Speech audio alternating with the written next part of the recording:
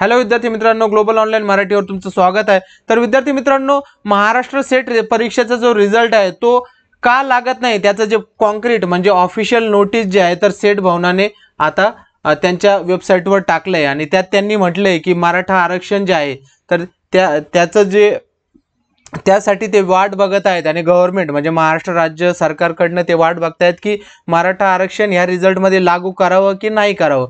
या एकदा सरकारने हो म्हटलं किंवा नाही म्हटलं तर त्यानुसार तो रिझल्ट लागण्यात येईल। आणि मला असं वाटतंय की गव्हर्नमेंट जे आहे तर ते मराठा आरक्षणासंदर्भात रिस्क घेणार नाही, कारण ते 100% मराठा आरक्षण जे आहे तर ते लागू होईल। आता हे माझं वैयक्तिक म्हणणं आहे, तुमचं वेगळं पण असू शकतं, पण त्याचे काही कारण आहेत, जसं लोकसभाचा निकाल झाला किंवा आणखीन काही गोष्टी अशा आहेत की आता पुढे याचा निकाल पण आहे, आपल्या पुढे जी आहे तर ती निवडणूक पण आहे, कुठली आपली जी विधानसभा निवडणूक। तर मराठा आरक्षणासंदर्भात गव्हर्नमेंट जे आहे तर रिस्क घेणार नाही, कुठलेही अशी गोष्ट ती करणार नाही की ज्यामुळे आहे ना इश्यू बनेल, राईट। तर त्यासाठी मला तरी असं डायरेक्ट वाटतंय की मराठा आरक्षण जे आहे तर ते होच म्हणतील। आणि ते जर हो म्हटले तर आपल्या कट ऑफवर काय परिणाम होईल तर ते तुम्ही बघून घ्या। कट ऑफ मध्ये काय असतं, आता सध्या जे आरक्षण होतं ते 52% राज्य सरकारचं आरक्षण आहे, 10% EWS आहे, राईट।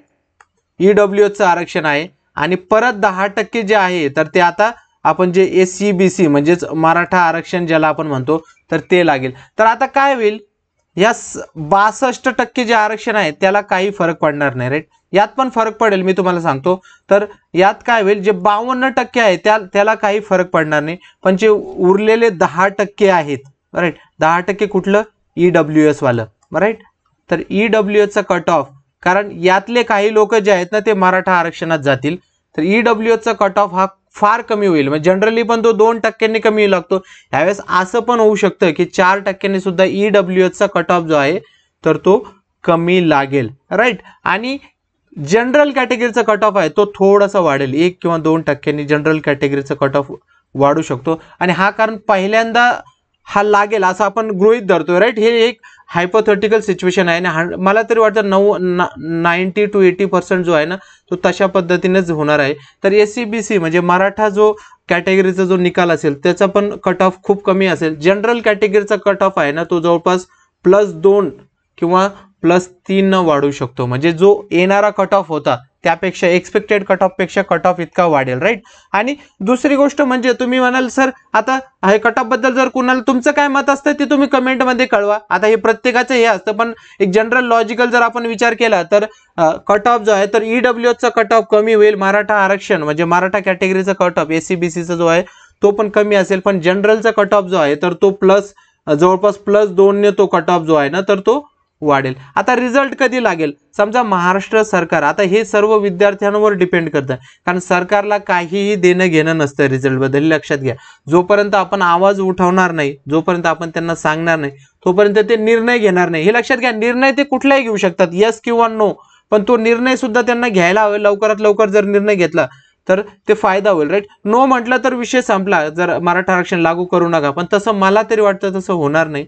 आणि एकदा त्यांनी हो म्हटलं तर काय होईल, पहिलं म्हणजे ते तुम्हाला 10 दिवस देतात, 10 डेज कशासाठी देतात, आता हे कधी ज्यावेळेस गव्हर्नमेंट यस म्हणेल की तुम्ही विद्यार्थ्यांना सांगतील की तुम्ही ना हे चेंज करून घ्या, जे लोक मराठा कॅटेगरी SCBC कॅटेगरीमध्ये जे आहेत त्यांना ते फॉर्म फिल करण्यासाठी आपल्या फॉर्म मध्ये चेंज करण्यासाठी तुम्हाला आहे ना लॉग इन मध्ये ते देतील की तुम्ही ते चेंज करून घ्या, आणि त्यानंतर जो आहे तर रिझल्ट लागेल। म्हणजे ऑफिशियली जर यस म्हटलं तर सेट भवनाला कमीत कमी 20 दिवस लागतील, मिनिमम 20 दिवस। आता 20 दिवस म्हणजे काय, याला आपण असं पण म्हणू शकतो 1 महिना, हे लक्षात घ्या। त्यांनी गव्हर्नमेंटने जर यस म्हटलं तर निकाल खूप पुढे जाणार आहे, हे लक्षात घ्या। गव्हर्नमेंटने जर यस म्हटलं तर निकाल जवळपास 1.5 महिना, कमीत कमी 1 ते 1.5 महिना, मिनिमम 1 मंथ, आणि असं जवळपास 1.5 महिना निकाल जो आहे ना तर तो पुढे जाण्याची आता खूप शक्यता आहे। म्हणजे आता आपला निकाल डायरेक्ट ऑगस्ट एंडिंग किंवा मॅक्सिमम मी सांगतोय ऑगस्ट एंडिंग किंवा ऑगस्टचे जे आहे तर दुसऱ्या आठवड्यापर्यंत आपला निकाल आता येईल।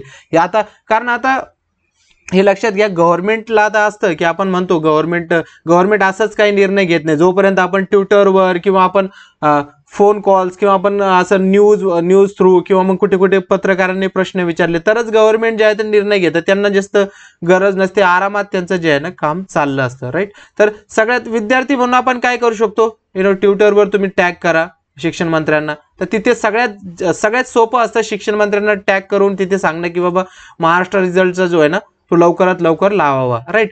आणि असं पण होऊ शकतं बघा, डायरेक्ट आता काही लोक म्हणतील नाही मराठा आरक्षण तर दिलेलंच आहे, गव्हर्नमेंट नाही म्हणणार नाही किंवा हो म्हटलं नाही म्हटलं तर दोन्ही साईडला कोर्टात पण विद्यार्थी जाऊ शकतात. तर हे सुद्धा पॉसिबल आहे, 100% पॉसिबल आहे की सर आता रिझल्ट जो लागलाय गव्हर्नमेंटने जे आहे ना तर यस म्हटलंय, तर काही विद्यार्थी ज्यांना म्हणजे विद्यार्थी म्हणा किंवा कुठले लॉयर म्हणा ते असे पण म्हणतील की तुम्ही परीक्षेच्या आधी हे हा ज्यावेळेस नोटिफिकेशन निघाली त्यावेळेस नव्हतं म्हणून कोर्टात कुणी दावा दाखल केला किंवा यस वाले दोन्ही साईडना दावा दाखल करण्याची प्रक्रिया होऊ शकते. पण मला असं वाटतं की दावा दाखल करून रिझल्ट तर हे लोक लावूनच टाकतील, नंतर काही गोष्टी झाल्या तर होऊ शकतात. तर तो काय फार मोठा भाग नसेल, गव्हर्नमेंटने जो निर्णय घेतला तर बहुतेक ते यसच म्हणतील.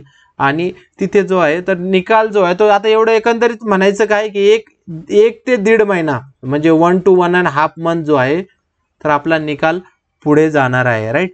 तर त्याने आता कमीत कमी आपल्याला क्लॅरिटी तरी भेटली. आणि असं होऊ शकतं की EWS वाल्या विद्यार्थ्यांसाठी ही चांगली न्यूज आहे, मराठा आरक्षण जे लोक घेतील तर त्यांच्यासाठी पण ही चांगली न्यूज आहे. जनरलसाठी यावेळेस तरी कारण आता आधी एक्सपेक्टेड नव्हतं, आता तरी तुमचा कट ऑफ थोडासा वाढेल, राईट.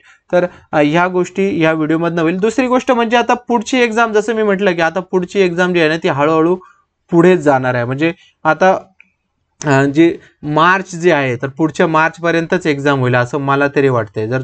यांनी जर नो म्हटलं, मराठा आरक्षण नाही लावलं तर गोष्टी एकदम सुरळीत होतील. पण जर यस म्हटलं, ज्याची प्रॉबिलिटी सगळ्यात जास्त आहे, तर निकाल जो आहे तर तो खूप पुढे जाईल. तर विद्यार्थी मित्रांनो, या व्हिडिओमध्ये आपण डिस्कस केलंय की किती तुमचा निकाल किती पुढे जाईल, बाकी सर्व गोष्टी डिस्कस केल्यात. तुमचं पण मत जे आहे तर ते कमेंट सेक्शनमध्ये मांडा.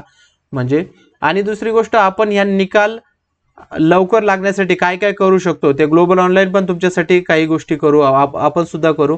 आणि तुम्ही सुद्धा जसं मी सांगितलं की ट्विटरवर फक्त MS सेट रिझल्ट असा जरी आपण ट्रेंड चालवला किंवा मग शिक्षण मंत्र्यांना तुम्ही टॅग केलं सगळ्यांनीच, मी तुम्ही आपण सगळ्यांनी, तर यात आहे ना लवकरात लवकर हा रिझल्ट जे आहे ना तर तो मार्गी निघेल. नाहीतर हा रिझल्ट जो आहे तर तो खूप लांब रखडला जाऊ शकतो, राईट. तर विद्यार्थी मित्रांनो, दुसरी गोष्ट, आमच्या ज्या बॅचेस आहे महाराष्ट्र सेटसाठी तर 2025च्या बॅचेस चालू झाल्यात. ह्याच्यात तुम्हाला live lecture, recorded lecture, test series, notes, सर्व मार्गदर्शन इंग्लिश आणि मराठी या दोन्ही भाषेत आम्ही करतो. आणि याची बॅच जी आहे तर 8 जुलैला चालू झाली. याची फी जी आहे तर 2500 रुपये फक्त याची फी आहे. आणि व्हॅलिडिटी 1 वर्ष किंवा मग तुमची परीक्षा जर 1.5 वर्षात झाली, 2 वर्ष झाली तरी तुम्हाला बाकीची फी भरायची गरज नसते, राईट. तर लवकरात लवकर तुम्ही हा कोर्स जॉईन करा. आणि बाकी काही तुमचे डाऊट असतील तर ते कमेंट सेक्शनमध्ये मला कळवा.